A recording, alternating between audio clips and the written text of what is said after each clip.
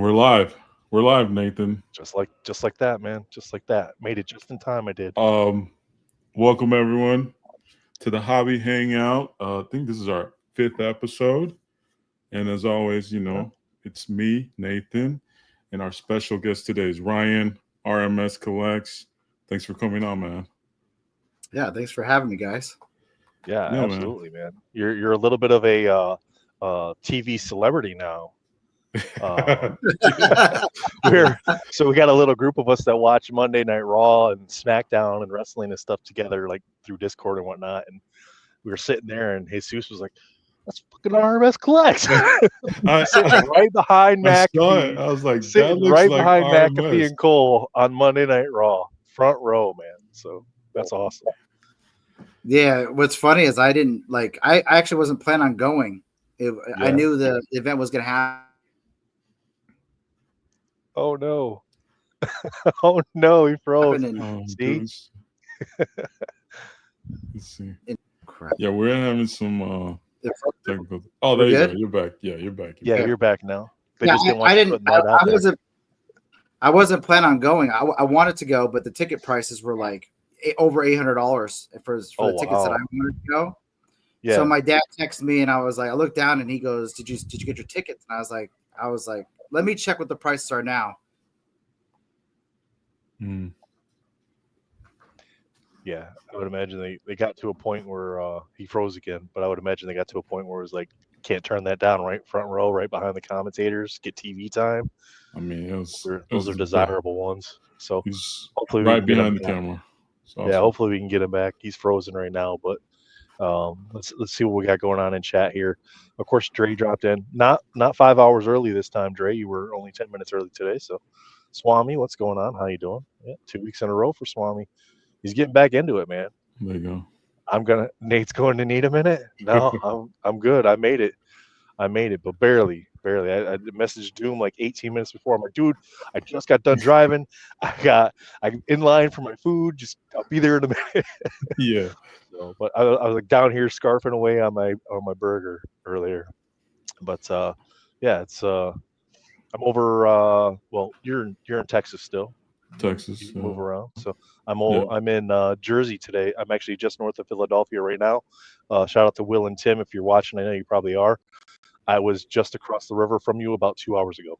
So I wish I could have yelled loud enough for you guys to hear me. I couldn't yell that loud. So for sure. So Billy, what's going on, man? So McAfee sold the hell out of that. Oh yeah, dude, that was fun. Man. That was so cool. That was good. Hopefully we get RMS back here. He's working out his technical issues. He was having some freezing, some glitching there. It sounds like he froze pretty good. But we definitely want to talk to him about his collection. Cool story, bro. Yeah. Interglobal, cheers. Yep. Everybody's here. Paul's here. Pulling fire. What's up? Paul? Brittany. Welcome, Brittany. So, you gonna meet up with Bill? I am just north of Philly. I got to pick up, and then literally I got to drive like 20 miles in the morning, pick it up, drive like 20 miles, drop it off. It's great. It'll be fantastic tomorrow. Bill, I'm in Jersey. I just found out yesterday morning or this morning that I was coming to Jersey, and I found out tonight that I was going to Southern Jersey. So that's where I'm at right now, Southern Jersey. So Texas represent. There you go. Yeah. You guys got what? One good sports franchise left now? Which one's that? In the Dallas area? Stars? The Stars? Well, Texas as a whole has Texas, one of the hottest states in the country. Let's not talk about Dallas. Dallas is in a rough spot right now. Yeah. Bill, I would love to, man. I just don't know what my schedule is. I got delivery at 10 a.m. But yeah, if we can make something happen, let's try to do that. So, what's sports? Every week, what's sports? Yeah. He left a message last week. He was like, go Leafs. And I'm like, you MFer. I'm a Red Wings guy, so of course he's got to rub it in with the Leafs thing. But when my Wings don't make it, I got to pick an original 16 to kind of be competitive or root for in the NHL. Well, Detroit basketball right now is pretty good. There are 1-1 in the series. 1-1. I don't know if they played today, but yeah. The Lakers and the Wolves are 1-1. Let's see, get them back. We get them back. How we doing? Got them. We should be good now. I swapped out. That is so much crisper. Yeah. Yeah, I swapped out my laptop. I was trying to use an older one, and unfortunately, it's not good. So it just wasn't wanting to do it tonight. It was like, nope, I'm not for streaming. So yeah. So, but anywho, I'm sorry, guys. We should be good going forward. You're good, man. Hey, no sweat. We just keep it rolling along. We knew you'd come back. So yeah. So Ryan, I'm sure a lot of the people that are in chat probably either follow you on Instagram already or know about you, have heard about you, have seen your posts because you got some amazing posts on Instagram. But for those of us that might not know you, that are in chat and watching, tell us a little bit about yourself, how you got into collecting, and kind of what your main focus in collecting is. Well, I've been collecting, ever since I was a child. I mean, trading cards, I think, were like the very first things I started collecting as a kid. Action figures, from Ninja Turtles, Batman. I have this collecting gene it's never gone away, and I always come back to collecting something. But I think for like the last 5 or 6 years, I really dove into collecting a lot more, and it was just focused on trading cards and comic books and stuff. But I did the whole Pokemon route thing. I did all that stuff, but things that kind of stuck with me, like nostalgia, items from the 90s, like that to me is kind of like where my lane is and where I've kind of stayed, and but not just trading cards, but also comic books. I'm more of just a copper age person. I like that that era a lot better. I like Silver Age too, but I just kind of, things from my childhood, I pretty much like to collect.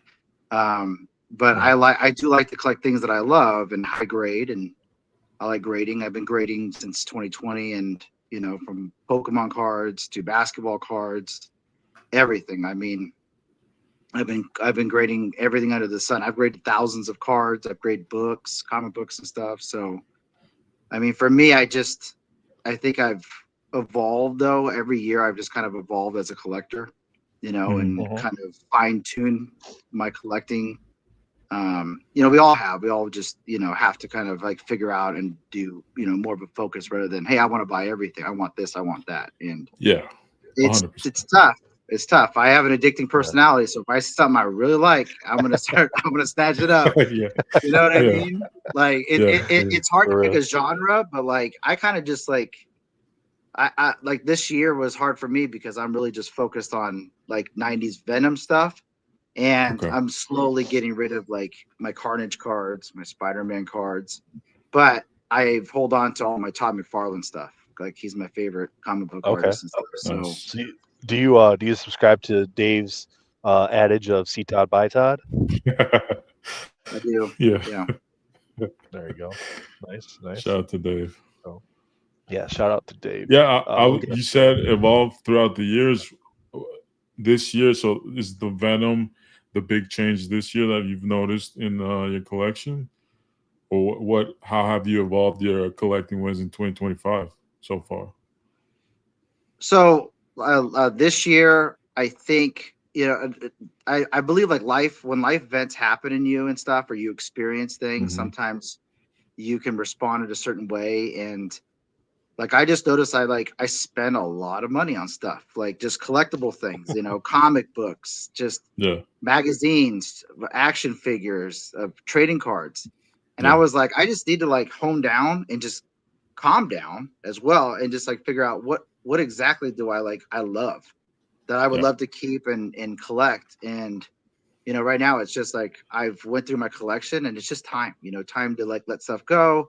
So I'll just list a bunch of the stuff I don't want anymore on eBay and everything. But I think the 90s Venom stuff, it's close to my heart. I'm going to keep that. And a lot of stuff I can just let go because I have the cards. It's not like I needed a PSA 10. There's a lot of cards that I love from Carnage and Spider-Man that I've kept, and they're PSA 10s. And I'm like, I have it in a binder. You know what I mean? Yeah. So I think it kind of gave me a realization this year. It's like I don't need to have every single one of my favorite cards in a PSA 10, or in a high grade. I don't need every comic book in a high grade. I don't need that stuff. So, and then also like what happened last week when I actually, got to go to a Monday Night Raw, go to an actual wrestling event. Cause it's been, last time I went was in 2019. I went to SmackDown and it was not that, I mean, it was great. It was cool. It wasn't anything like what I experienced last week. Last week, obviously the Raw before WrestleMania. It's crazy. And the seats I had good seats last time too. I was on, where the entrance is, I was right on the edge. So like I can, oh, nice. high five and stuff. It's high five. Yeah. Wrestlers. Nice. Yeah. But what I experienced is like, I just feel like I don't have that many experiences, like just going places and doing things. Yeah.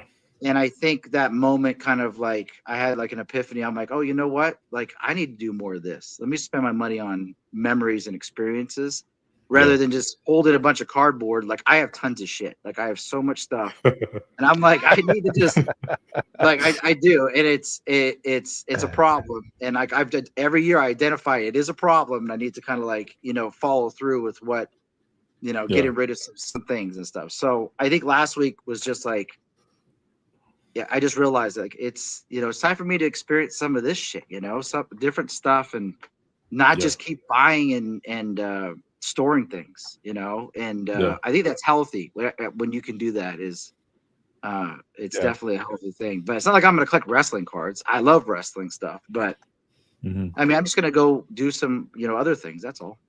You're not going to go full on stacking gyms and Miz out on everything, or every Miz 101. Dude, Miz is terrible. I'm sorry. He's terrible. He's great on the mic, but he can't wrestle. He cannot wrestle. What do people say about him, Jesus? He's the safest wrestler in the business. Yeah, I think that's what people have said about him in the past. His moveset is safe so that he doesn't get injured and he has a long career. He's like, he reminds me of Cody a lot. He reminds me of like how Cody wrestles. Yeah. Like very safe, kind of like not really slow, but like more like staged with the moves, more playful with the production of the match. Yeah. Less risk averse. Yeah, for sure. So you had mentioned the 90s Venom. Obviously Todd McFarlane, being instrumental in that. Like, do you have a favorite art or image or card, book cover, whatever that is from the 90s that, like, if you had to lose everything else and that was the one thing you kept, do you have, I mean, obviously we all kind of have that or have a goal of obtaining that, but do you have that already in your collection? I do. I have like my favorite McFarlane image signed by Todd. Yes. Let me see if I try to pull it out real quick. I'll show you. Sweet. Are we actually gonna wrestle or what? We're doing the Monday Night Raw and SmackDown script, so you're gonna have to stay tuned. The first match comes in about 2 hours, so it's a lot of story building. This is my favorite image is the ASM 316. Yeah, nice. It's signed by Todd. I do have one I just picked up that's actually has a full Todd signature on it, and it has the Venom image from ASM 299. So like this type of stuff where Todd signs it, and I don't think he signed this one on, but the other one I have, he actually signed it at New York Comic-Con.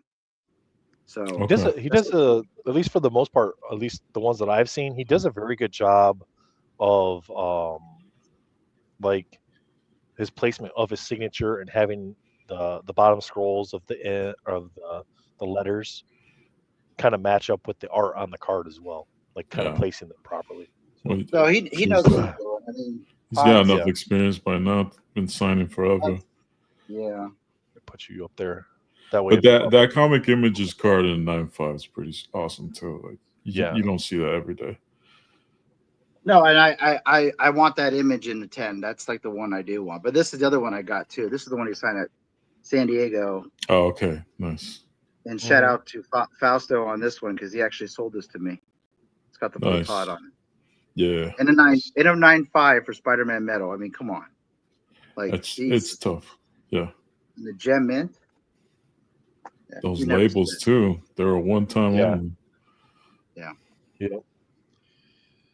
So, speaking of the labels, Jesus, Mhm. like Ryan, you said you sometimes will grade, but you kind of moving away from like being concerned about having the PSA 10 or the highest grade in the comic books. Like, do you have a preference on companies, and then why that company? I mean, I don't. I mean, for comic books, excuse me, it's been CGC, but I don't really. When I grade with them, there's always something wrong that happens. A book got folded while encapsulation, or the encapsulation is bent. I actually prefer my comic books to be raw, but like I like 90s Venom books at the highest grade, right? Or the highest rarity or whatever. And like I'm keeping those right now for now, that is, but I like my comic books raw. I mean, I have an ASM 252. It's beat to shit, but I love it raw because I can go in there and look through the pages and stuff. Yeah. So I don't have to have a high grade. You have the comic book. You can go inside and read it, and I do read the comic books and stuff. Yeah. Like I love and every time I see these comic books, I always get like Craven's Last Hunt. All 6 books. Anytime I see it, I love the storyline of that. And I don't know if you guys have played the Spider-Man game, but they have like a very similar storyline in the Spider-Man 2 game. So Okay. Yeah. Nice. So not necessarily just because I do see a lot of graded stuff, like graded cards and comics on your Instagram. You very much whatever comes in raw or graded. Is the grading part of it, like, was it early on? At least you said from 2020 you started. Was it just like a nice like side quest that you just started and it just kind of accumulated over time, or how did that begin? Well, so I'll tell you what happened is in 2016 I was like into Pokemon, and I was collecting those cards with my sister. I mean, with my daughter and stuff. We were opening cards up, and then I just started seeing like the values of cards in a Yeah. PSA 10 and stuff. And I was like, why don't we sell so we could buy more? Like that was the whole point. It was just to sell to buy more. And then like in 2020, man, I don't know, like I sold like over $40,000 in Pokemon cards and basketball cards. It was crazy. Okay. Yeah. And I just used that money to buy some more other stuff, like other fun things for me and my kids and stuff. And that's how it kind of came to that. Like that's it. And then I started noticing like I actually have an eye and for detail and stuff, and looking at cards, and then the comic books things with grading that came natural too. As soon as, because I was already grading cards, and so I moved on to comic books. But what's really weird about comic books is that like when you're going to grade the comic book, and like you're just like I engage with it, so like I'm cleaning it, I'm making sure it's all nice and pristine, but like it's therapeutic to me to do that type of stuff. So Okay. like I'm working on books right now. I have a Batman 423 in my presser right now, and I'm getting books ready to go for grading. And Nice. So as soon as PSA opens up their submissions and stuff, I'll have 30 books deep ready to go. But I'm grading not to keep, I'm grading to sell. Right. So you know what I mean? Yeah. If I'm gonna get rid of some of these books that are in near mint plus condition, I just I gotta get some value out of them just so. Yeah, that makes sense. Because I mean, if you get good enough grades on them, you do a good enough job on the pressing, you can sell those books and then go back and buy the raw copy again and still have that book still. Right. In a lesser quality, and still have the book. And like you said, you like to read them. So shout out to Sergio. That's kind of his thing too. He likes some raw. So, although he has a lot of graded comics now, so it's just Well, I mean, I think a lot of us are kind of that way where we have graded stuff, but we don't necessarily have to have the graded stuff. It's like you get it because it looks cool and you want a copy that you want to just kind of keep encapsulated.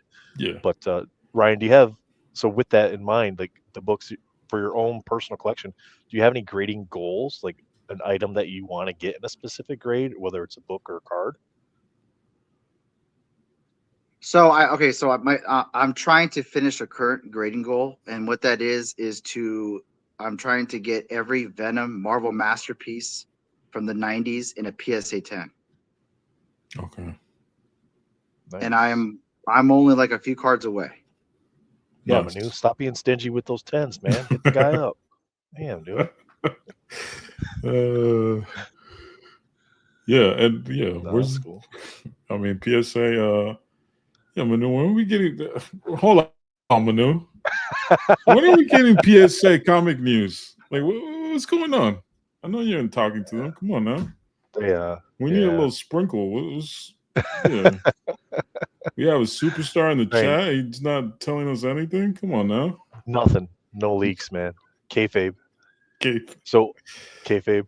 But so DC card, you're doing some books. Obviously, you said Batman, but with Upper Deck getting the DC license, and we're going to start seeing more production of that. Is there anything that you're excited to see come out of the DC world as far as the card market goes? Oh no! Did we lose him again? I think we lost him. Either that or he hates DC so much that he's like, I'm out. There you go. He's back. He's back. He hates DC so much. He's like, I'm done with this podcast. I don't know what's going on now. The computer's fine, but the internet. Yeah, no, you're good. Yeah. No, we were just asking. I don't know if you can hear us or not, but just asking if you had anything DC out of the card world that you're looking forward to now that Upper Deck kind of has that license, and we're going to be seeing more. Are you asking about DC? Unavailable. Yeah. Yep. What is this thing doing? See, even the Marvel world doesn't want us talking about DC. Manu, what are you doing to our stream here, man? I do want to say Manu chimed in. Only allowed to say "quote you guys unquote" soon. Okay? Yeah. You guys can see me okay? It's all cut down. You're moving again now too. So, he was. It's going to be one of those nights. Yeah. Let's see. Let's see what we got. While we're waiting on Ryan to kind of get things here, we got Perna saying ODB, Old Dirty Bastard. Yeah, Rustler there. Yeah. We got gonna have that song stuck in his head all week. Great grade on the Wolvie Hollow, Josh from Interglobal. Nice. Yeah. Mint chocolate. Tony's in rare form. Mint chocolate today. Okay. He's moving. He's okay, you guys, am I back on? Yeah. Yes, you're back on. You're good to go. Yes, sir. My computer is deciding which internet it wants to connect to, so I don't know. I'm sorry. My phone will do that with headsets from time to time. It'll be like connect to the truck, connect to the headset. It doesn't want to make up its mind. But so Upper Deck's weird. It's like DC license. Yeah. So Upper Deck's got the DC license. You had mentioned you're doing some work on some DC books. Is there anything in the DC world that you're excited for or hopeful to see come out of that in the card market? I mean, like, it would be nice to see some. Like, I'm a Batman fan. I mean, who wasn't a Batman fan from the 90s and stuff? So I hope they just come up with some cool Batman images and original art for Batman. That'd be. I mean, that's the only thing I'm looking forward to. But to be honest with you, probably not going to collect or spend any money, in that, for the new stuff that might come out. It just has to. If it gets my attention and the art looks cool, I'll probably just grab singles or something. But I don't see myself opening up like tons of product. If it's at retail and it's like $20 and I want to just get a rip through, I'll snatch it up. But some blasters. I think where I'm at right now, I just don't see me buying new products. Not even Marvel. I'm just bored. Focusing mostly on the singles game then. Yeah, I mean that's a smart move. I mean I get an itch to rip packs and stuff, and I've done that, but I'll just buy it. I won't spend a whole lot of money. It's the most affordable way to go, right? When buying singles. Yeah, singles. I mean, somebody's got to rip the product, but yeah, singles is definitely the most affordable way to go. Yeah, shout out to everyone who rips the product. I mean, I know it is expensive, right? Especially like compared to a couple of years ago. And I appreciate people who do take the time to do that, but we need someone doing it. Dre, if you guys get to 30% Canadians in the chat, we're gonna have to start charging you guys a tariff. That's all I can say. So, but we did have a kind of a question from chat, Manu wanted to know like what your top 10 Venom cards were. What do you do? What was that? Oh, top 10 Venom cards? Yeah, top 10 Venom cards.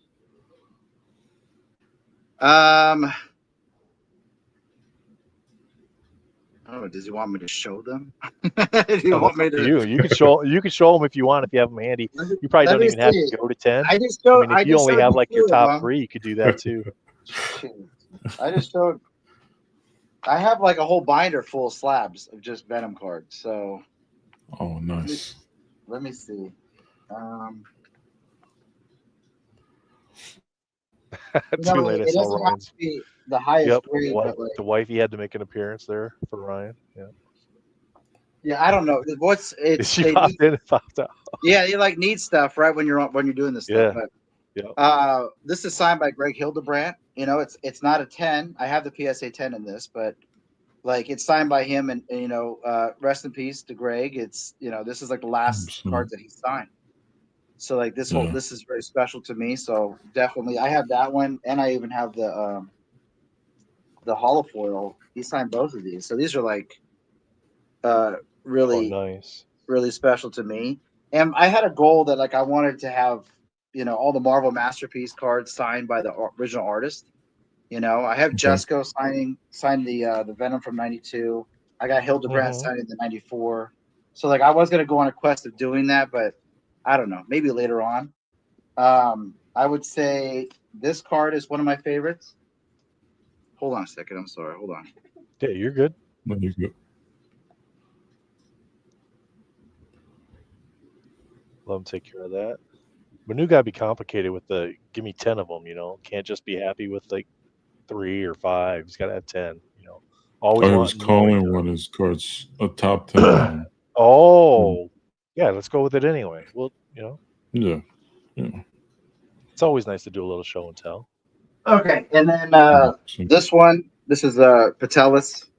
This is the Emotion Signature Series one in a 10. Oof, those are so tough. Yeah, I graded this one. Tough. Yeah.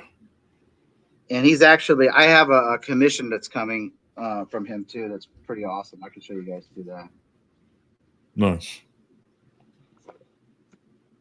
And then the Jesco from 16. See if I can pull this guy out.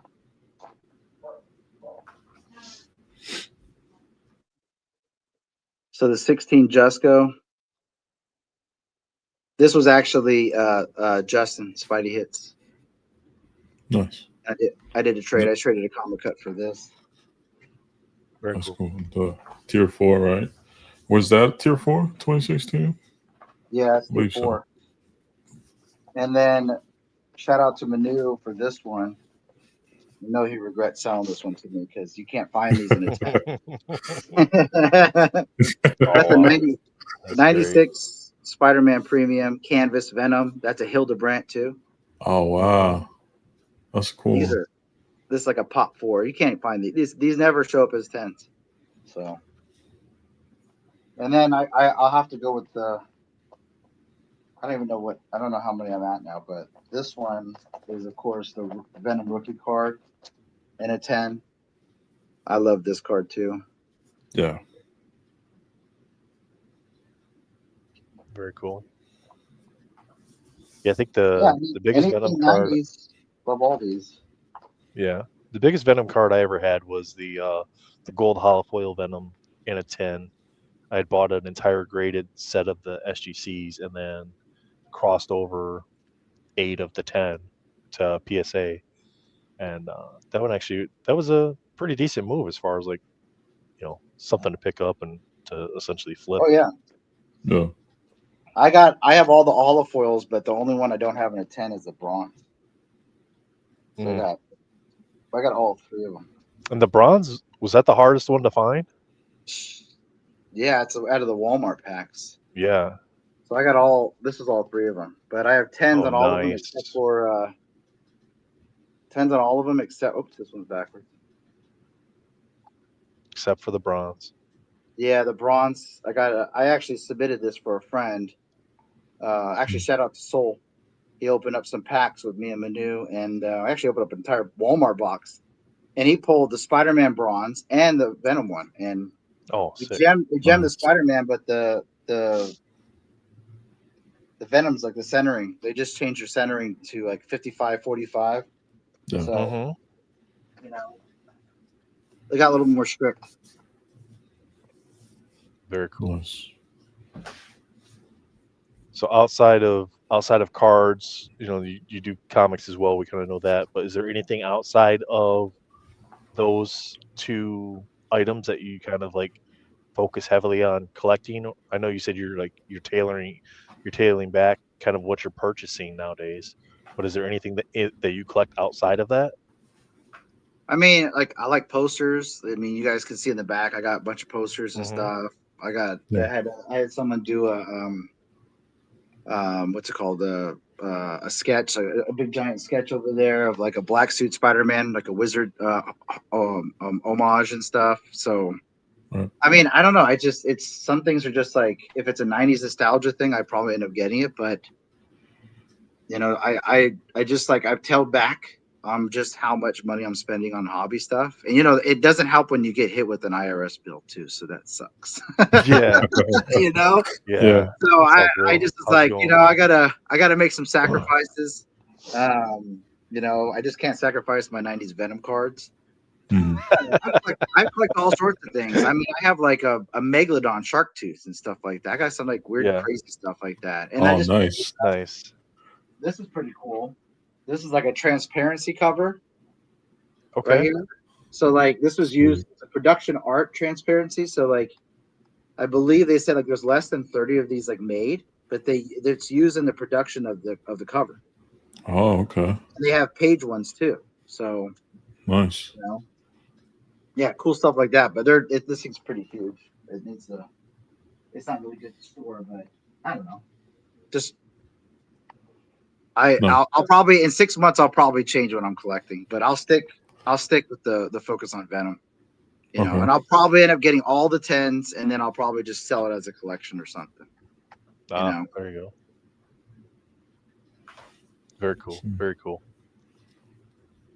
And I know Dre asked if you could show the transparency again. We'll make you bigger so that way easier for the chat to see there. Yeah, it's Wolverine 54 cover.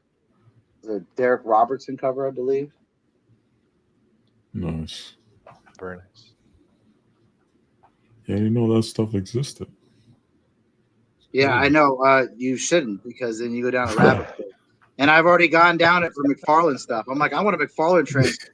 I can't get the original art, so I'm gonna get one. Yeah. Get something close to it. Yeah. Oh, after something else. Yeah, so don't be surprised if you see me post a transparency of a McFarlane cover or something, because I've already found stuff, and I'm like, oh shoot. So nice. Yeah, I'm surprised you said no on wrestling cards, though. Being that you're a wrestling fan, those cards are appealing. No, they are. Listen, I like them, but have you ever ripped packs of like Topps Chrome? Like, like 95% of the cards, they're just worthless. They're not. They don't like your favorite characters are fine. I mean, your favorite wrestlers are cool. You pull like a Triple H or a HBK or a Bret Hart, like. Or the newer guys, like you pull Roman and stuff, and it's cool. I like it. I rip packs of that stuff too, as long as it's cheap. But if I do that, then I'm gonna go down that rabbit hole. I already did, so that's why I'm not doing it. I already went there. I had a Randy Orton auto. I had Drew McIntyre out of 10 auto. I went down that route. So you've done it, yeah. When I wanted to move the stuff, though, it was not as liquid. Which I was actually surprised because. Wrestling is actually like more popular than Marvel cards, so Topps is definitely pushing the wrestling stuff very heavily. I mean, they did the first appearance debut patches at WrestleMania. Yeah, those are cool. They're going to do that moving forward for any of the new talent that comes up, which is kind of cool. So, but, I mean, those were only 101. So, I mean, hitting one of those is yeah, they got a lot of impossible. The Topps now. For a lot of Topps those now events. Where they have like a one autograph, but then they have some parallel stuff. Yeah. Yeah, for sure. So yeah, so we were talking kind of at the start of the stream, wrestling, right? We went Wrestling. to Monday Night Raw, got to sit behind Pat McAfee and Michael Cole. Dude, that was incredible. I have to tell you the story though, like how I even got to the arena, how I even got like it was just crazy. I bought the ticket like just maybe like a few hours before the event even started.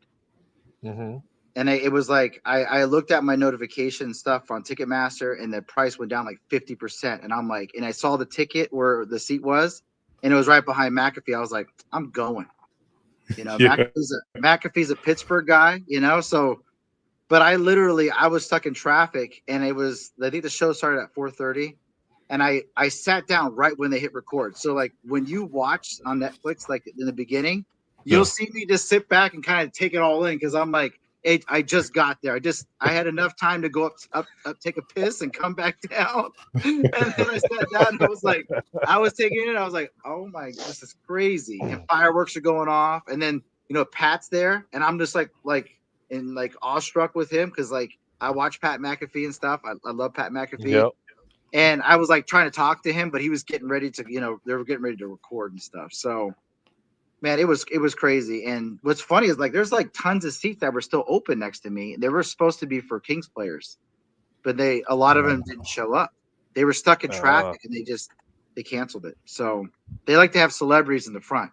And that was another reason why I wanted to sit there too. But yeah, no, dude, it was incredible. I got to talk to Pat. I got to yeet with Jey Uso and stuff, and because like after like he was done, like people come out and like you can chat with them and stuff. And then when I went up, some wrestlers were walking by through like the hallways, but Pat was cool, man. Pat and Michael Cole were both cool. Nice. He had some decent activity right in front of you too. Wasn't Drew?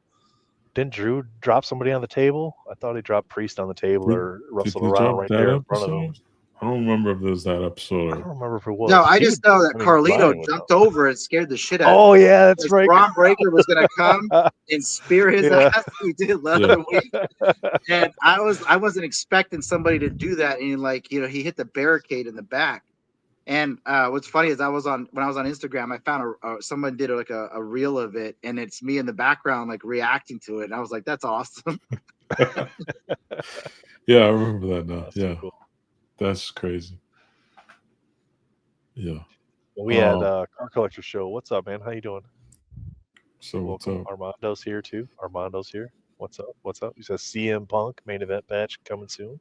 That'd be a lot of cool. those. I think there's like one day left on a lot of those Tops debut, Tops Now stuff.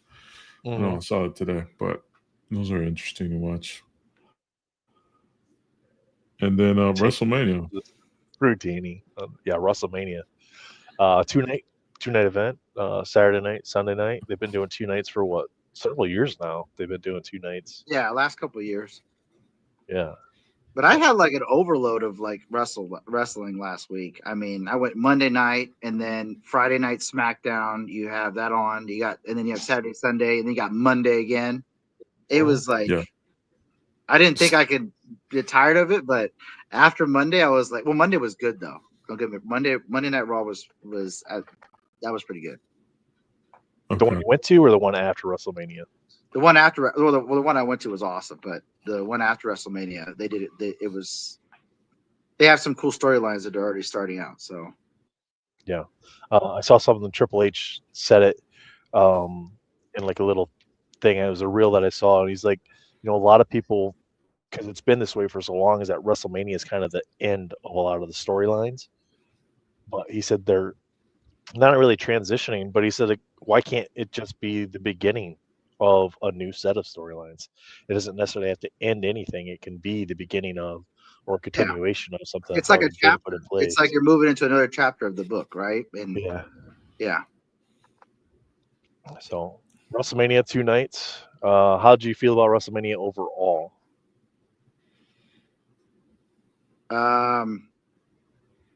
Like if you rated it on a scale of like 1 to 10, where would it fall on that scale for you? Like I would say night 1, I would probably give it like an 8. For me, it's about matches, right? And I watched every match on there, but like I liked how Jey Uso, he tapped out Gunther. I thought that was a cool thing to do because he was choking out his brother and stuff, and it was just kind of like that would be the way that he would win, which do the same thing that he did to his brother. So anyway, obviously it's awesome to see him because I've been watching him for since like 2016, I think, when I came back to watching wrestling like religiously since 2016. So it was just cool to see that moment for him. But like the last match on night one was just crazy.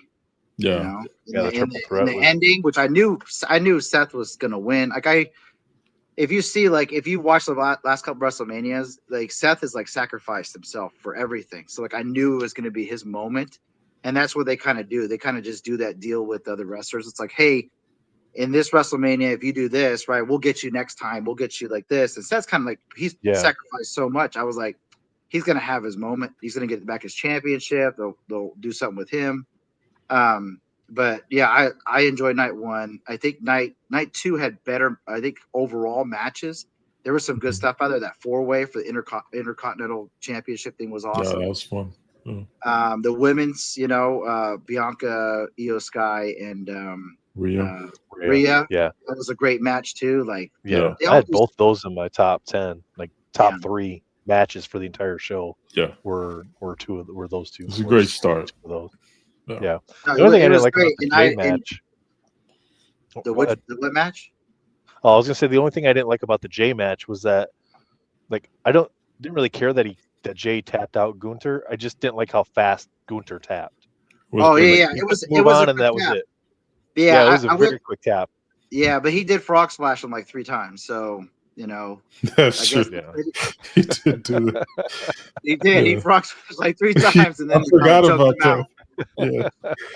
So like I thought that made sense, but like I knew it would have came down to you want like a finish where it's like, oh my gosh, like is he gonna tap, or like you wanted like anticipation, right? And it didn't have that towards the end, but it's all like I said, it's because Jey did 3 frog splashes before that. Yeah. But the match I didn't like though was the Logan Paul and AJ, because I like AJ Styles, but man, I cannot stand Logan Paul. And I did same. I did see him at Monday Night Raw last week, and we were talking tons of shit to him and stuff, and he's got to be an asshole. And I remember when the cameras went off, he came over to talk to McAfee for a little bit. But then he came to me and the couple guys I was sitting next to, and he goes, "Why the hostility?" And I was like, you're supposed to be a bad guy, and we're supposed to hate you. So you portraying this on camera, because all of a sudden I was like, "Hey, what's up, man?" After we were talking, we were calling him like we were saying some bad shit to him, and it's like we're all playing a role. Yeah, we're all playing a role. But he was actually really cool, really nice and stuff. So, but I only talked to him for like a quick second. But yeah, that match, I felt like that match could have been better. But then like the John Cena one with Cody, I'm actually glad like The Rock wasn't there, and it was just kind of focused on John winning his 17th title. He had Travis Scott show up and do some distraction stuff, and it was good that he got his receipt from slapping the shit out of Cody. Yeah, and stuff. Yeah. So I'm happy. We even said that live. We're like, oh, he's getting his receipt. But Dwayne Johnson, The Rock, he said that on McAfee's show yesterday, that he was like, I didn't want the storyline to be about me. I don't need to be there for the storyline to continue. And for that storyline to develop. It just did feel weird because you're so used to WrestleMania, like I said earlier, being the end of storylines. And then when he didn't show up, it was kind of like, well, it almost felt like there was this anticipation that he was going to be there. Yes. Yeah. So I think there was a little bit of a emotional letdown when nothing happened with that. Kind of like last year, though. Like Manu, you're right too. Yes, especially. Yeah. And part of this is just bad. Travis Scott's an asshole. I hated that match. I hated how it ended. Match. Yeah. And then, The Rock yesterday playing PR and just buried Triple H as a booker. Just yeah, like I would have done this and I would have changed these things or whatever. And it's like, if you're gonna get involved, just get involved all the way. Yeah, if you're gonna be involved, be in all the way. But he did say, he might have the final say if he doesn't like the way something's going, but he kind of lets those people I think he says he knows the results of every match, but he doesn't know how they're going to get there. And that's kind of like like they don't tell him the overall run of the match, but they do tell him like who's which is good because why would he want to know everything, like every move? It would be nice to be surprised how you got to that end result. Well, they've got that new series that's going to be coming out, which is a lot of behind the scenes, like how they do the storytelling, the booking, the production, the practicing of the matches, the developing between the wrestlers of how the match is going to flow and go, which some people that are traditionalists are going to be like, I don't want to know that. Don't watch the show then. I would say, like, people who don't watch wrestling, that's probably going to be a good show just to watch, so you understand kind of the fandom behind it. But like, it's basically what the F1 show, but for wrestling. That kind of got F1 very popular. So will we see a result of like? Will it translate to cards? Who knows, right? We saw that with F1 getting very popular, but I don't know. Yeah. That's how long can it sustain it too, though? Is it a flash in the pan sort of thing? Like right now, it's popular because there's getting a lot of push from tops and fanatics, or is it something that's actually going to be sustainable and then grow after that? So, what did you feel about the Grande Americano and the Ray Phoenix match with Ray Phoenix filling in for Mysterio? And dude, he only got brought to WWE like 2 weeks ago. That's awesome for him. I'm happy that he got that opportunity because like I love Ray too. Phoenix. It was a great match. I'm a huge fan of him and Penta, dude. I got to see Penta live on Raw, and it was just, it's cool, man. The hype those guys coming in and what they can do in their matches is just incredible. Like it was like there's guys or superstars that can do these crazy stunts. But like these guys have style, they just do different things, and and they have charisma and stuff. Like they have those two guys have they have the total package, man. So like when Ray does retire, like there's Rey Mysterio, they definitely have somebody to carry that torch.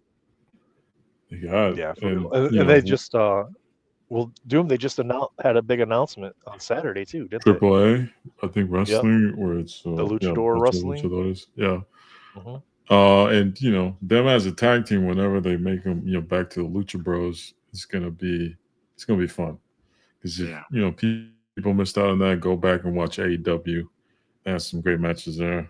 I never even watched AEW, and like as soon as I saw like their debuts, I was already like a fan. I was like, oh, shit, these guys are great, and that's good. It's good to have different people. I can't stand it where they just have these old people. Like I can't stand the New Day. I want them to go away. Like, that was to me that tag match. They got no storyline. They got nothing. I mean, they try to change them into heels, and I'm just like, it ain't working for me. You guys are terrible. It's not working at all. It's time to evolve. Get rid of those people. I know that they're like lifers, but I just get rid of them.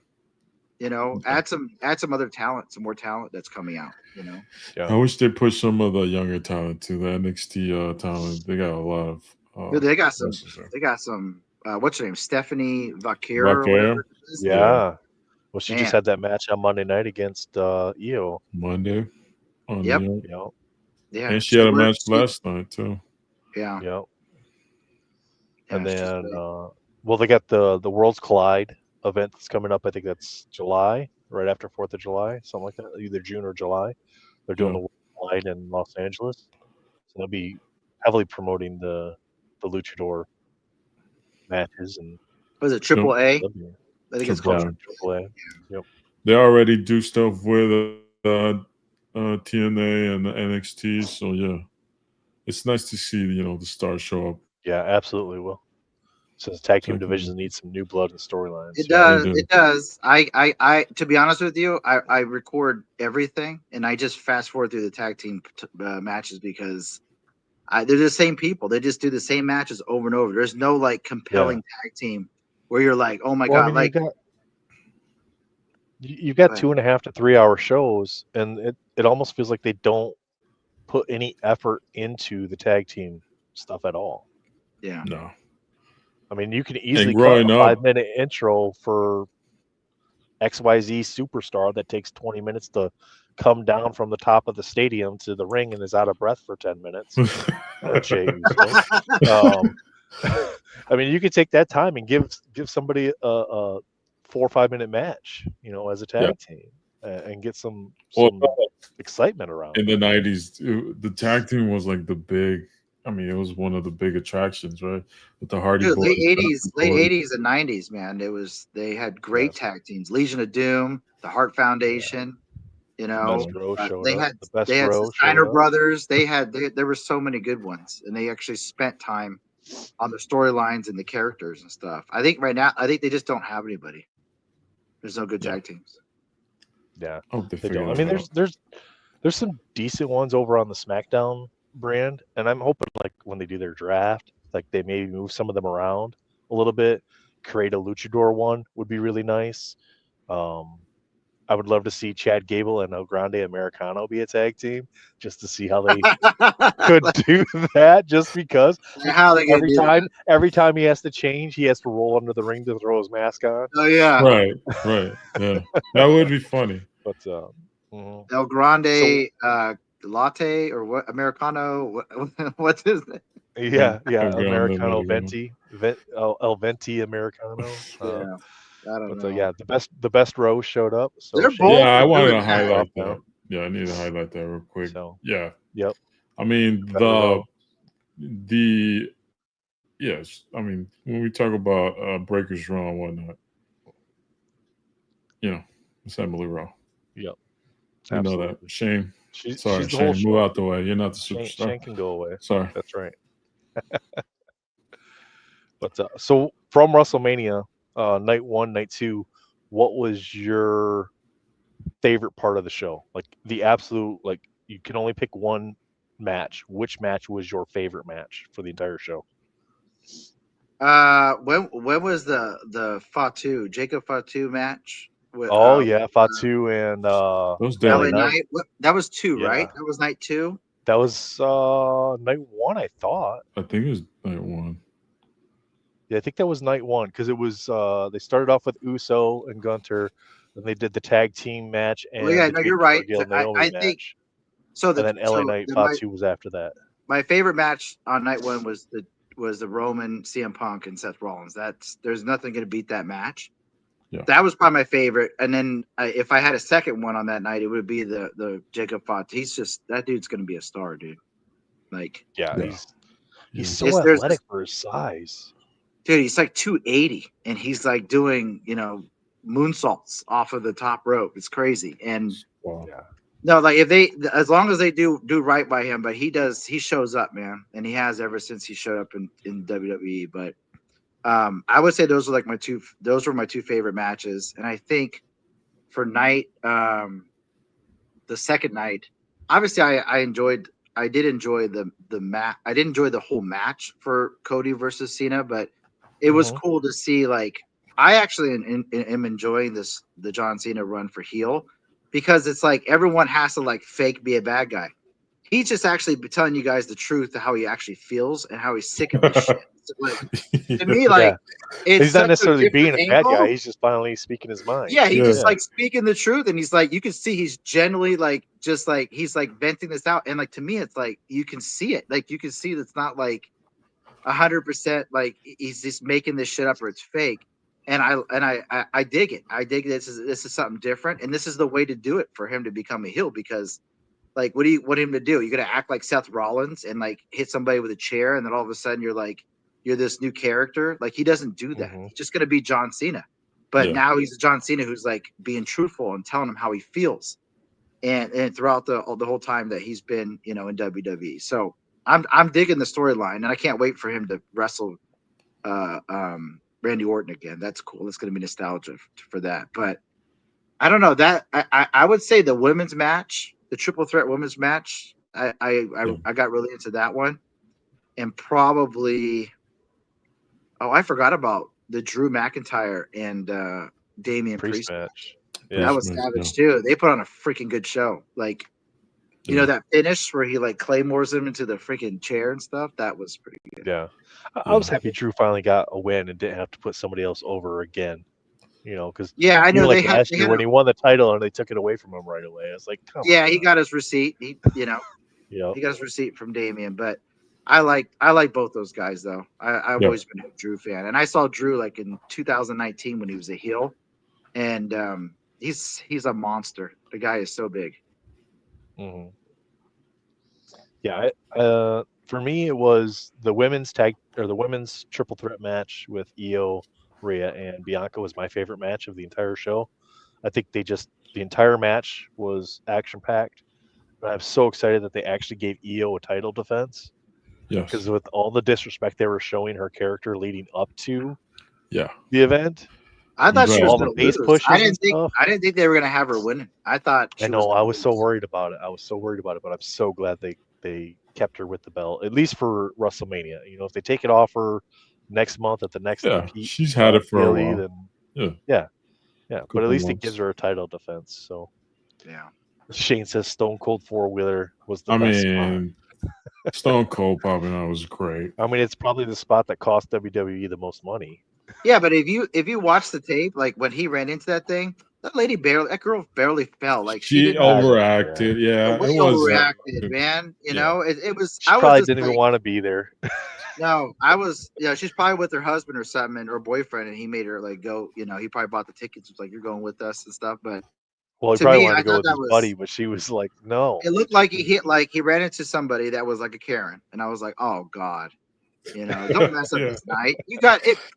You're on the barricade, like you fell back a little bit. Like, did you see him? He was. I saw a reel where he was Steve was signing a card, and it was the one touch, and he picked it up, and it like fell out of the one touch because he didn't put it back on right. He's not around a lot of people anymore. He lives in Nevada, and he just kind of like he stays with his cats and his chickens. Yeah. Yeah. What's the name of his cat? Poncho? Poncho. He said he took the title. Like he had Poncho was his like world champion. He said he had to suspend him and take his title away from him because he's been being a dick lately. Although I did you guys see before he even got on the ramp, he had crashed. We just didn't see it. Yeah, where he didn't take the turn to go up the ramp. He like went towards the side of it. He's not doing that again. They're not letting Stone Cold run around with a quad. What's up, Mason? He's having too much fun. Yeah.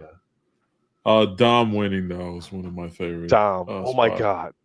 He got to come back. He got his pop.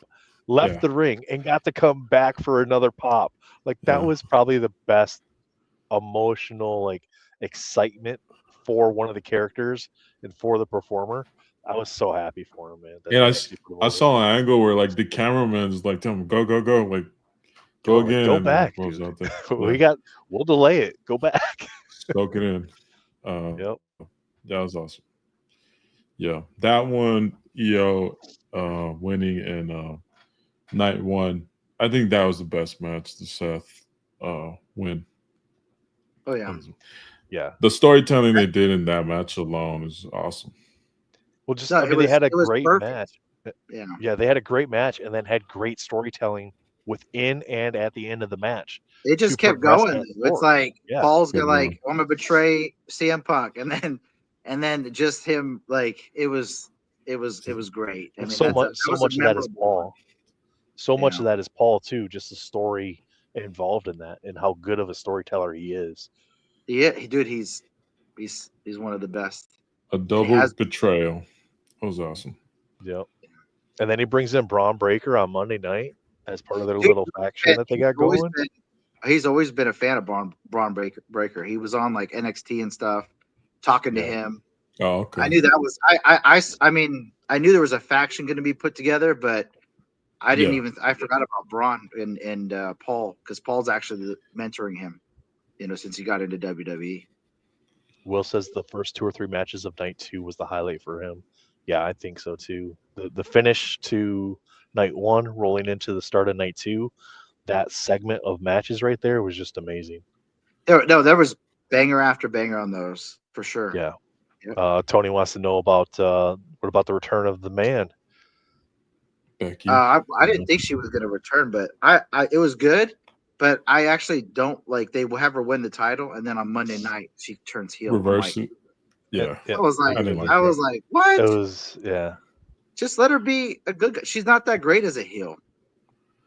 It didn't Maybe feel. she ends up in that faction with didn't feel with great. Seth and them. Yeah, I don't know. could It's it was like a forced heel. Yeah. Move. I don't know. I'm not a fan of it. I hate that. Yeah, I didn't enjoy that. It didn't make sense to me why they would give the tag titles to Becky and Lyra anyway, with Lyra having the Intercontinental title. Like that, to me, one person having two titles at all just doesn't make any sense whatsoever, because you're taking away from another talent that you could be pushing. Yeah. Well, they only won the titles because Becky was returning. So, like, she's not going to return and lose. That would make no sense. You know? But I mean, they could have just started the Becky heel turn just at returned WrestleMania. Raw, like, she comes back, she fights with Lyra for the tag titles. They lose because of something Lyra did, and then Becky gets upset about it and does the same thing she did on Monday night at WrestleMania. I think that has a bigger impact than giving them the titles just to take them away the night after. Yeah. It didn't make sense. Because then it leads you to go get Becky injure Bayley. They can't figure out tag teams for life. They just can't. Because it feels like they don't truly have teams. It feels like a lot of the ones they try to push are singles competitors that they then pair up. They don't really have like a Steiner brother aspect or a Road Warriors where that's what they do is the team thing, Yeah. But, least favorite match for you for the event, Brian? Probably the AJ Paul one. Okay. Jesus, what about you? Outside of the Cena one, I mean the New Day ones. Oh yeah, the New Day. I forgot about that match because I fast forwarded it. Yeah. I got up to get some snacks. And right. It's not. I was just on my phone that whole match. I was like, "Are they done? All right, cool." Against who? The War Raiders, right? The War Raiders. I don't care about either team. I don't care about it. Yeah, that's funny. Purdy says tag teams need managers. They do. They need. They do. They absolutely do. Yeah, I had the tag team match, the War Raiders and New Day, as my worst match too. My second one, I had just to have something different here. I had the Jade Cargill and Naomi match, just above the War Raiders and New Day. It just felt stiff, a little botched, not really very entertaining. That's because Jade can't wrestle. She can't. Dude, I keep telling Tim that, but she can't wrestle. But Naomi, I'm actually digging Naomi's heel. Heel, yeah. I like her. I like her as a heel. Feel it. Yeah, I dig it. I was hoping that she would win the match, but Jade's supposed to be this big star who can't wrestle. She feels forced. It feels like it's a character that's forced. She should be a heel. She needs to be a bad guy. To me, that would be way more natural. Should be a heel. Yeah. The Weatherman intro for her. Like, this is not going to work out. So she's got like the Storm gimmick going on, and they did a Weatherman intro with a guy from the Weather Channel. The Weatherman was like, really? Just pay for the X-Men license if you're going to do this whole Storm thing. I enjoyed the moves she did. We haven't really seen Jade in a real match alone, but because they won't put her in a real match because she can't. Can't do it. That's why they had her with Bianca. Choreographed. Yeah. She's been in since Royal Rumble of over a year ago. Yeah. And what do you remember from this? Like the run she's had. Yeah. I don't remember anything besides her getting attacked by Naomi. Yeah. on top of a car. Right? Like it's true. Like to me, Naomi's been like the highlight. She's been the highlight of it. Yeah. She's even showing when Jade was that tagged raw with Bianca, she came in and all she was the powerhouse for a small segment of the match, and then that was it. She didn't really have much of the match as part of her storyline. But no, Tim saying that Cena can't wrestle. This is true. Everyone knows this since he's been wrestling. He can't wrestle, but the dude can. His mic skills, charisma, and all that stuff. I mean, he doesn't really have to. Doesn't have to put in a 25, 30-minute match to, or be a technical wrestler. That's not his character. So, yeah, I feel the same way with Roman. The technical aspect isn't what he does. Like, he's not a Seth Rollins skill set guy. But Roman's good on the mic. He's a powerhouse. He doesn't need Like his character doesn't need to be that way. He doesn't need to be a lucha libre to. You don't do need what to he be the needs best do. wrestler to be the the number one guy. Seth is probably one of the top best wrestlers. I think. So we got chat's acknowledging. Chat's acknowledging. Yep. I need to I quickly need to acknowledge quickly the tribal acknowledge. chief. Yes. Yep. Yes. Are we getting Cena Orton? And Tim asks, we're getting Cena Orton. I hope we do. We are. We're getting That way- St. Louis because that's Orton's hometown. Yeah. Look at Charles. Just talking I just heard shit you about. How far back are you in the stream, Charles? Like that was a while ago. I think Charles didn't he post SGC Green Label Miz? That's how far back his collection goes. That's A Green crazy. Label Miz, and he hasn't crossed that over to something else. Look, he's dedicated. He doesn't want to pay the $5 to get a. Oh my goodness, friend Joe Hendry. Joe Hendry was, that was a good spot for that guy though. That was hilarious. It was hilarious. So he turned and had his little face thing, and then Orton does an RKO. That was great. that was funny. He calls him Fred Hendry there. We were calling him Fred from Scooby Doo. He's kind of like. Oh yeah, you know what he does? He looks like. Yeah. Seth deserves it. Seth deserves it. He does. He does. He deserves. He deserves a spotlight where he's not the second champion. No. You know what I mean? Like he was champion. No, but it was kind of hard. Roman Who are you gonna put down? Like you had Roman running the shop for like 5 years, and I mean everyone paid to see him. He was bringing all the money in. Yeah, for sure. Catching up on the stream. Guess what? After this, I'm going to post 10 plus more new miss cards this week. I dare you. You go do that and wait. What does Will always say? What does Will always say? Bet. Yeah, bet. Bet. No, he does have a extensive collection of the Miz. Yes. Hey, somebody's got to collect them. That's his guy. That's his guy. Can we get a Damien Mizdow? Oh my goodness! What are you looking forward to from the outcomes of WrestleMania? Like, is there a storyline you want to see them do, or that you think they're going to be doing with the characters? I like to be like caught off guard on some stuff, like something just shocking. Obviously that when Cena went heel, that was shocking, but yeah. I would like for them to build up. We got to see this match. It's Roman versus Rock. I want to see that. I want to see that match. They need to have a match. And I think they're going to do it. They're going to make Roman though. It's going to be the baby face. They're going to build all this thing, and then he'll face the Rock, and I don't know if it's going to be next year or the year after that, WrestleMania, and then he'll face the final boss. It'll be like the right time to do that because you're going to make Roman the good guy. And the Rock's going to be the bad guy for that, and they could definitely do it. Those two together, they can come up with some good storyline for that. But also, I like to see, Cena he's going to go up against Cody. I don't know if you guys know this, but at the end of this year, in December, the last pay-per-view is supposed to be a pay-per-view called Ruthless Aggression. That's his last match too, isn't it? Yeah, it's gonna be. He's only has whatever amount of dates that he put down, 27 more dates left that he's going to be. So and those aren't even matches; those are just appearances. Dates. Yeah, those could just be a couple minute mic spots or whatever. Yeah. Yeah, but I think that's supposed to happen. I don't know if they're going to call it that, but the rumor is that that's supposed to be the. That's supposed to be the last his last PLE. Okay. And it'll be against Cody because Cody, that was his, his guy, his hero. He'll beat him. Yeah, do you think he ends up retiring that belt as champion? Like when his last match is done, he's still champion, and he just retires that belt, and they come up with a new belt. They're going to come with a new belt. They're going to do it. I hope so. I'm not a big fan of that huge W on the current belt.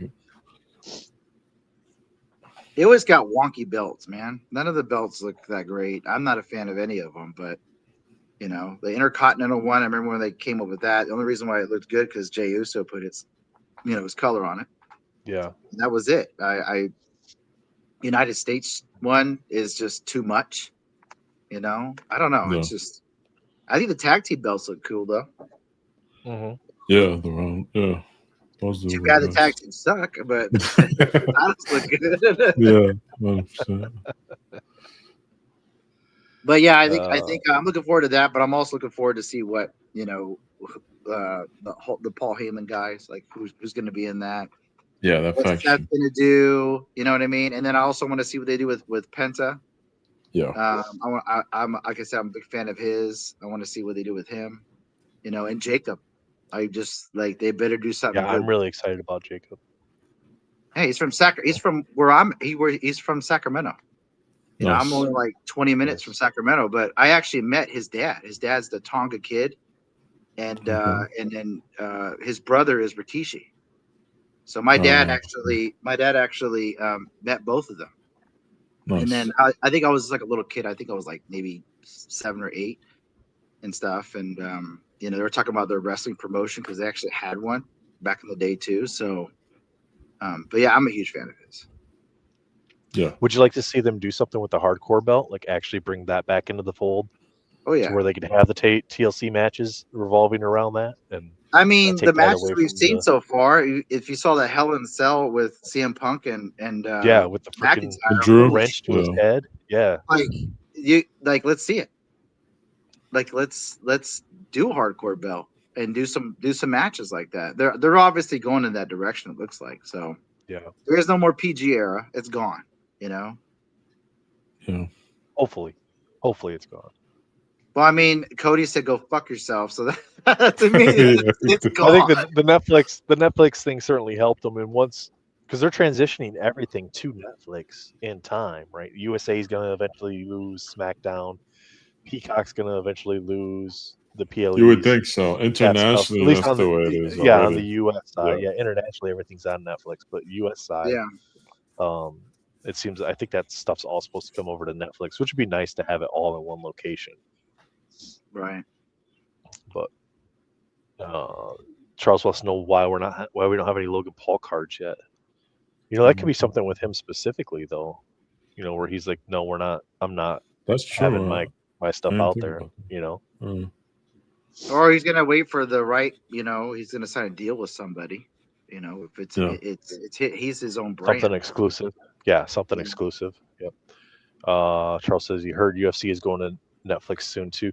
You know, and that's probably part of the TKO. Whatever umbrella.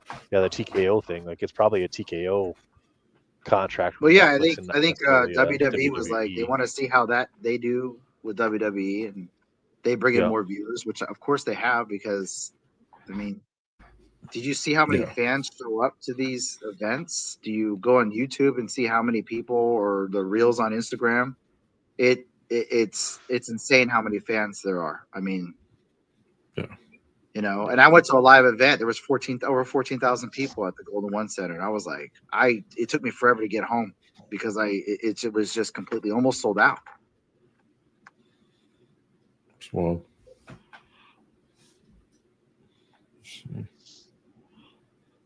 Doom, I didn't have anything else starred here as far as questions.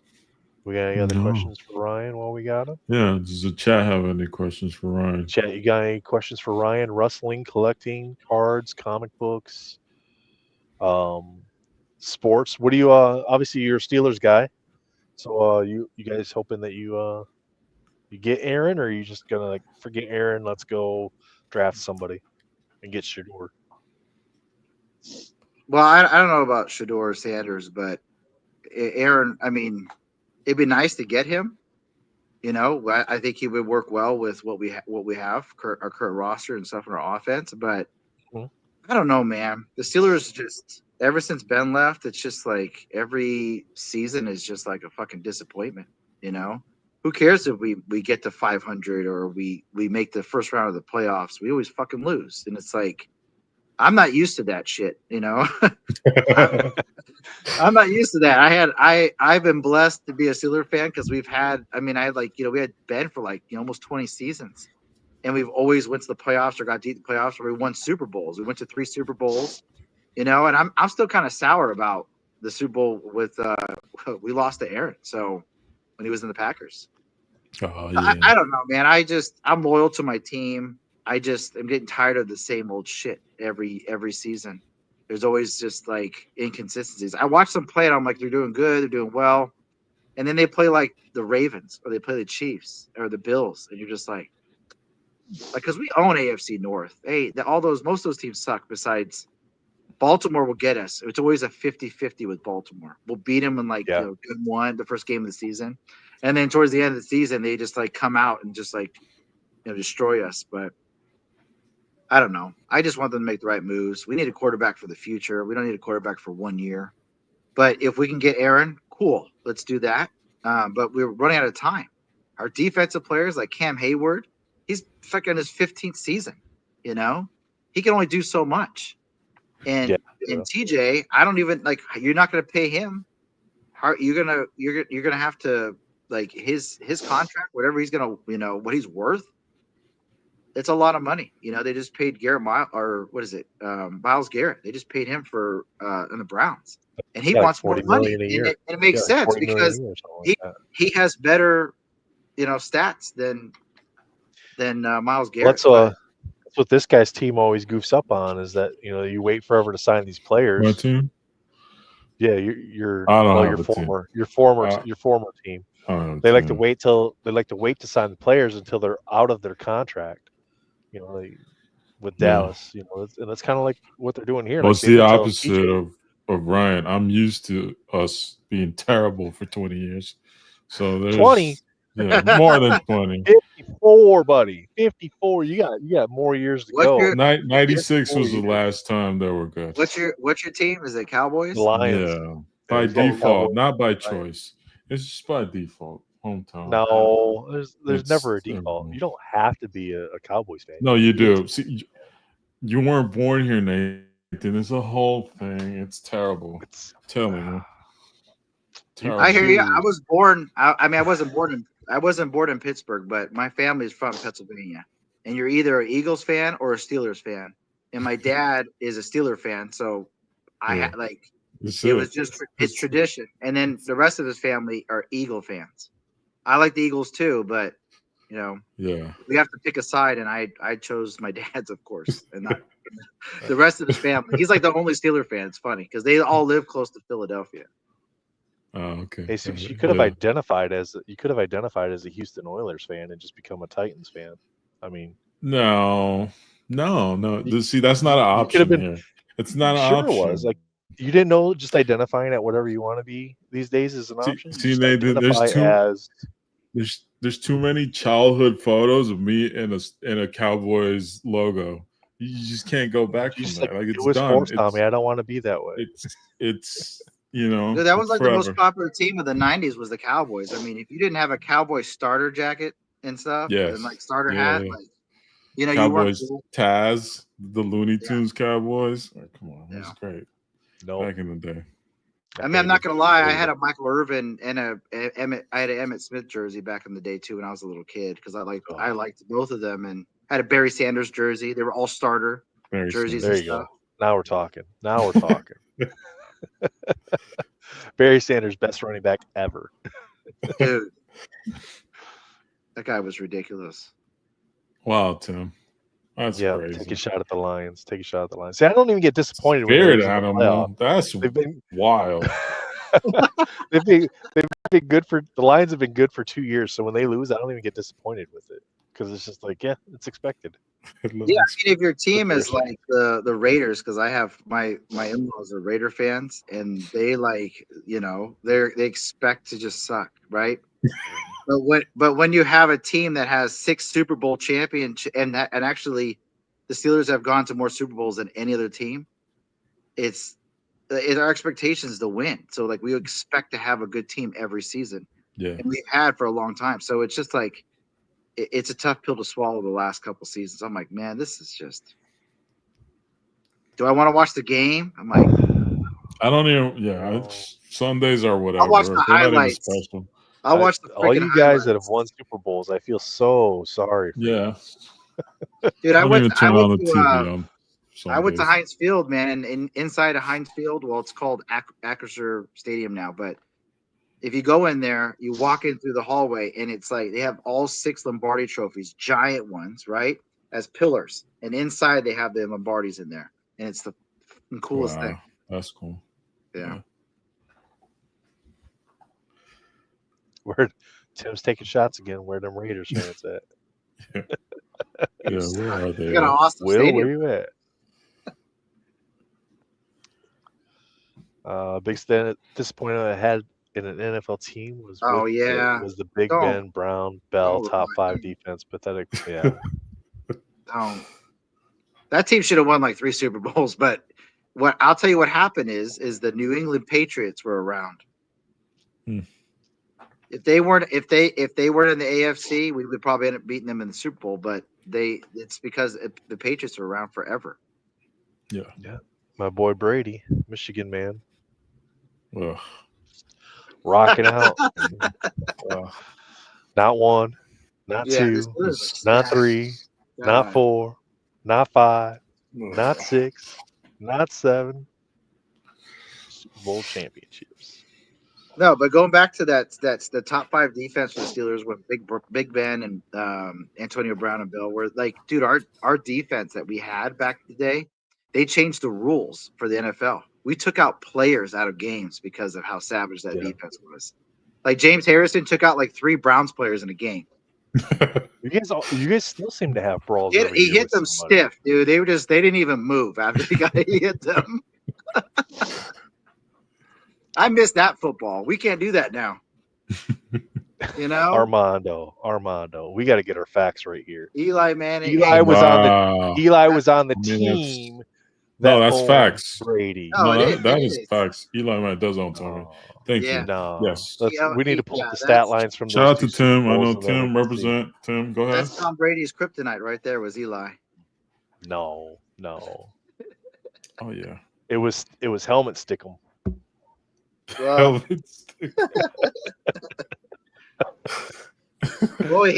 Eli had to do it because Tom Brady he owned Peyton Manning in the freaking playoffs every season, man. Yeah, Peyton only really got him one time. Focus on Thanksgiving, dog. Oh, Timmy. Unbelievable. Go beat up some old ladies and get some Pokemon cards, would you? I playing the Lions on my family arguments. Well, that was your fault for supporting them. Should have known better. Jake's pretty happy about it, though. He started to get into football. Retroverse UK started to get into football a couple years ago. He was trying to figure out what team he wanted to pick. He wanted a hardcore blue collar team, and we're like, why not Pittsburgh? Well, you root for Pittsburgh, Steel and all that stuff. He's like, oh, what about Detroit? I was like, hey, you don't want to root for Detroit. How much disappointment do you really want in your life? But they've been good since Jake started rooting for them. They've been good. There's got to be something to it right there. For sure. Well, cool. Well, I don't think chat didn't drop any more questions there. Ryan, what do you think, man? What can we expect to see from RMSCollects Instagram channel? More Venom? I've slowed down. I mean, the beginning of the year, I was ramping up and, getting a lot of stuff back. I mean, PSA is slowed down right now. I have at least 20 cards over there right now that are Venom, 90s Marvel Masterpiece cards that I'm trying to gem. And, when those come back, it'd be great. But I have stuff sitting there from early March that just is just not even in grading stage yet. Yeah. So I would say, hopefully when I get those back, you'll see some more stuff from 90s Venom stuff. But I think comic books, since I'm back into, cleaning and pressing and stuff, and you'll see some grading going through. I did, I had a grading achievement this year, at the beginning of the year. Had a Mark Jewelers ASM 311 that was like a 9.6 pickup of the century. I mean, I bought it for I think it was like $100, and then I cracked it, pressed it, and everything, and then sold it for like $1,200. So Nice. You know, got a grade bump of a 9.8, but you know, I like that. Those are, you know, it's exciting to do that. You know, and probably going to do that. I'm going to try to move some books and stuff, but you'll see some grading stuff. You'll see grading with PSA. I'll be doing that. So getting that all ramped up. And then, you know, there's some Todd McFarlane stuff that I still like to do too. So probably more of those. Those are probably the two things. And then, you know, wind down the Venom stuff, the 90s. But you probably won't see any modern stuff on my Instagram. I just feel like Marvel cards in general. And I told this to Manu.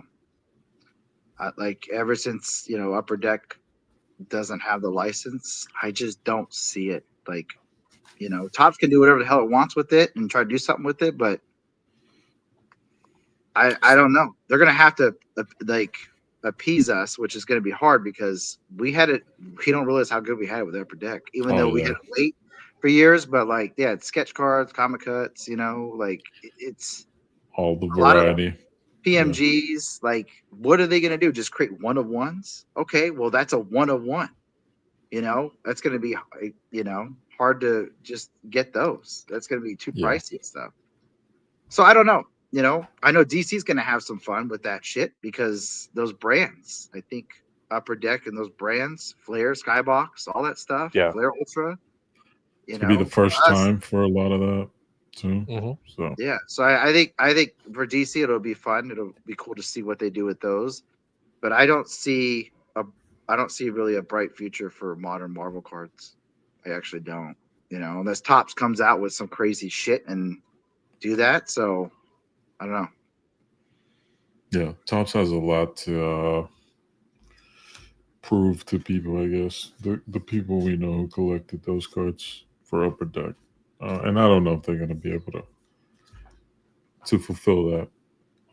It's going to be different.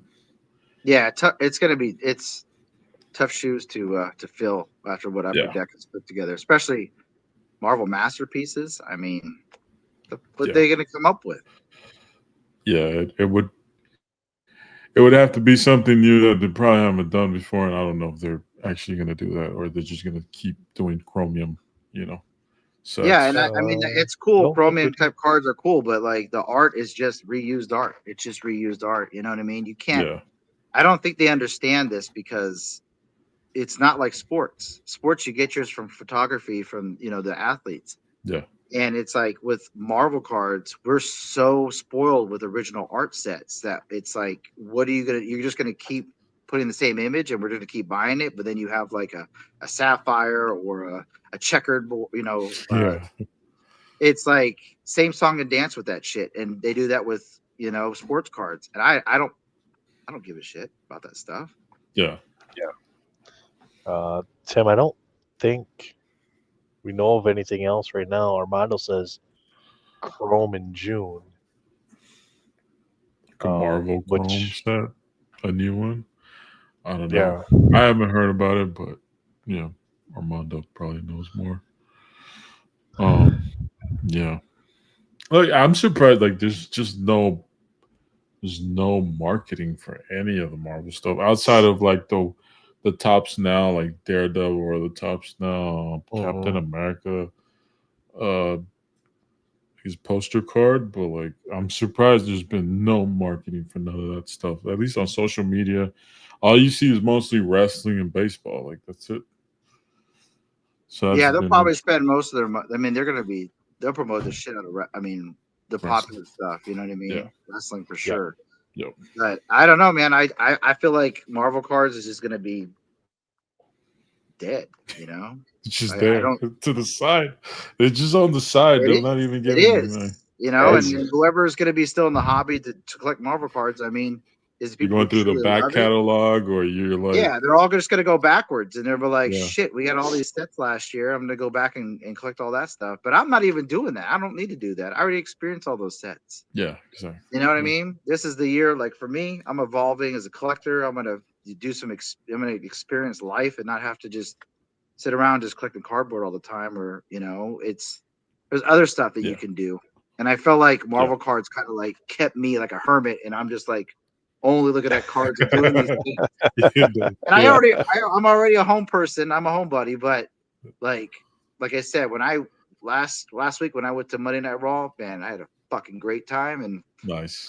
Next time they roll through again, I'm gonna go. Or if I gotta go to another event that's maybe in California, I'm gonna go. I think they're doing Survivor Series in San Diego. I'll take a trip to San Diego then, because that stuff is fun. I'd rather pay a couple. Like I think my ticket was like $400. I think for the behind McAfee. Like,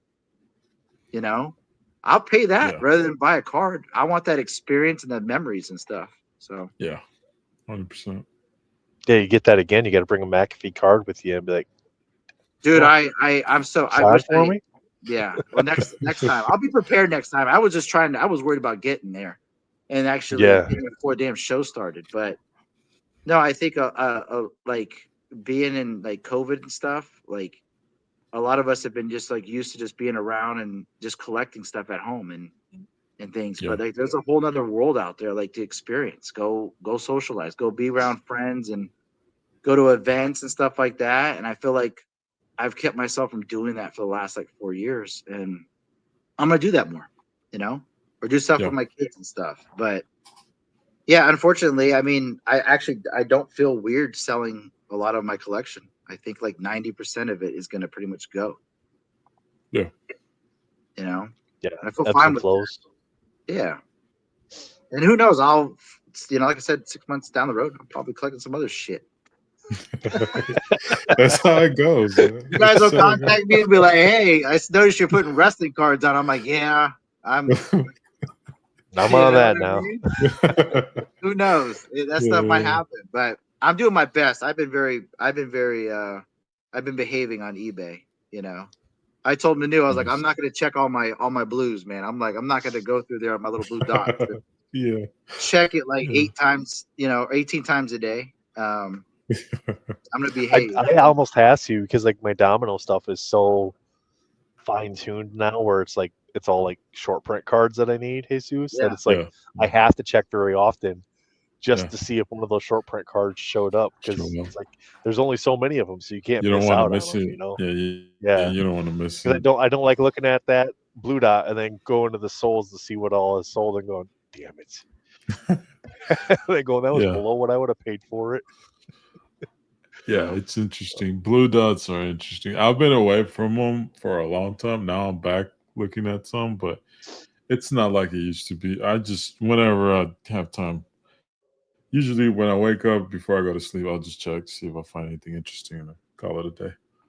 Or with this bad wrestling match on. Yeah, I mean, right? That's something in the background. When New Day's wrestling the War Raiders, just like, dude, that's how I found these little cards. This is how I found them. They just popped up. They're like a lot, $5, and I'm like, oh, this is cool. I've never seen it before. Dude, those are the coolest things to find, is like things that you're not looking for. Like I'll just search Venom just straight up or McFarlane on eBay. Yeah. And I'll just scroll through and just treasure hunt, man. And you find the coolest shit. Something from like a 90s comic shop, like a sign or something, or a poster. Like that stuff to me is just, it doesn't have to be a card. It could be something else. But like those are the best finds, And some stuff is just like really cheap. Or you might get an extremely good deal on it, but it could be something that's rare. Yeah. Yeah, no, those are fun. Armando says there's a New Japan show happening in Ontario. New Japan show. Is that right? What is that, wrestling? I'm not sure. I think New Japan. Maybe New Japan is wrestling. Yeah. Also, they're going to Canada to do. Oh wait, Ontario. What are we talking about? Yeah, Canada. Ontario is in California too. There's a California one. Yeah, there's an Ontario, California, and then Ontario, Canada. Nice. Let's see. How is DC Metals selling? Like the price should come down. There's been no fluctuation in prices. It's still $199. Yep. So it's not. I don't know what that means. I think DC Cards is a smaller market than what Marvel is even. So it might should be readily available. Probably end up. I think it's gonna depend on like when people start seeing it. Yeah. People are gonna need to see it, and then we'll see if there's like a big push for it or not. Well, because Platinum was that way for Marvel. Yes, Platinum there wasn't a big was push very for much Platinum until people started seeing it being open, and then they're like, all the box breaks. Yo. Yeah. I was mad. I knew about Platinum way before it came out. I spoke to Ron Lim, and he was in a comic shop. And he's like, "Oh," I was like, "You doing any arts for any sets?" And he goes, "Yeah, there's a new set that's going to come out in like 8 or 9 months. It's going to be called Marvel Platinum." And I'm like, "Oh shit!" And I didn't even. It was just like, okay, I should have asked him more questions. I didn't know it was going to be what it became. But if I would have known that, because the prices were hella cheap on that when they first came out. Oh, but, yeah, they're like under 200 when they first came out. Yeah, it was fun. California, okay. Very cool. Got it. Yeah, he says Ontario, California. Yeah. So there you go. You might have to make a trip down there. Check out New Japan. I'm gonna stick with WWE. They just put on a really good show. You know. Yeah. That might be their next acquisition, though. Seems like they're grabbing everything up. It's yeah. Well, didn't The Rock wear it wasn't New Japan, what was it? Or was it New Japan? The shirt. Remember the speculation with the Rubik's Cube? He did like a post on social media wearing a shirt, a wrestling shirt. I think it was New Japan. So I didn't even pay attention to the shirt he was wearing. I was looking at what he was. I was like, "What is he? He's got glasses on, which I rarely see him with glasses." And then he had a Rubik's Cube, and I was like, "Okay, what does this mean?" So there might be, an acquisition later on. Who knows? Yeah, he said it was New Japan, so it was that shirt. Nice. Yeah, it is. Oh, Shane's still here. Shane, bring back the other row. Go away. Well, cool. Ryan, thanks for hanging out with us, man. Appreciate that. Yeah, man. Thanks for stopping by. Swing through and chat. Yo, shout out to the chat. Anytime you guys want to talk wrestling, man, just let me know. Oh, for sure. Absolutely. Sure. We're always down for it.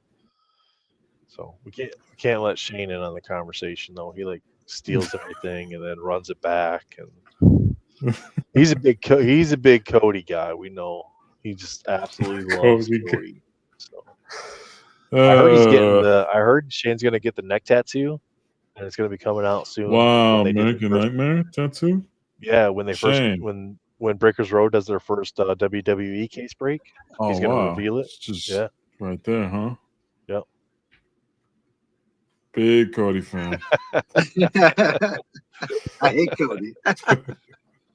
Oh man, autocorrect. He meant love. He loves Swami. Cody. Thanks for stopping by. Peace, Swam. Always good hanging out with chat. Guys, thanks for hanging out with us. Still got 10 here, even after all the sports talk. Yeah. Yeah. Well, I mean, 100%. Sports talk will drive people away, but that's okay. Yeah, that's fine. Yeah. That's how we get to know people. Chat about everything. So, but Ryan, thanks again. Appreciate you coming by. How can people follow you and stay in touch with you? Just on Instagram. RMSCollects on Instagram. There you go, guys. Don't forget, like and subscribe to the channel, just because, gotta say it. It's part of the deal. So links to everything's in the description below. Discord, Facebook group, other channels that we like, stuff like that. It's all there. So check that stuff out. Give everybody a like and sub as well. So thanks for watching. Till next time, right? Jesus? Yeah, whenever that is. Whenever that is. Peace. There's no set thing. It's just whenever we feel like doing it. This is what it is.